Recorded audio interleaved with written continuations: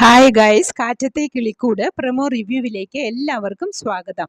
അങ്ങനെ സുധീഷ് മൂക്കറ്റം കുടിച്ച് നിധിയുടെ റൂമിൽ കയറി നിധിയുടെ കൂടെ ബെഡിൽ കിടക്കുന്നു. പെട്ടെന്ന് തന്നെ നിധി ചാടി എഴുന്നേറ്റ് ലൈറ്റ് ഇട്ട് ഒച്ചയെടുക്കുന്നു. സുധീഷ് ആണെങ്കിൽ നിധിയുടെ അടുത്തേക്ക് വന്ന്, നീ എന്തിനാ ഒച്ചയെടുക്കുന്നത്? ഞാൻ നിന്റെ ഭർത്താവല്ലേ എന്നൊക്കെ ചോദിച്ച് നിധിയുടെ അടുത്തേക്ക് വരുന്നു. നിധിയാണെങ്കിൽ സുഭാഷേട്ടാ സുഭാഷേട്ടാ എന്ന് ഉറക്കെ വിളിക്കുന്നത് കേട്ട് ഹരീഷിനെയും നികേഷിനെയും തട്ടി വിളിച്ച് സുഭാഷ് നിധിയുടെ റൂമിലേക്ക് വരുന്നു. നിധി സുധീഷിനെ ഉന്തി മാറ്റി ഡോർ തുറന്ന് പുറത്തേക്ക് ഓടി. സുഭാഷ് അകത്ത് കയറി, രാത്രി കുടിച്ചിട്ട് നീ എന്തിനാണ് ആ കുട്ടിയെ ഉപദ്രവിക്കുന്നത് എന്നൊക്കെ ഉറക്കെ ചോദിക്കുന്നുണ്ട്.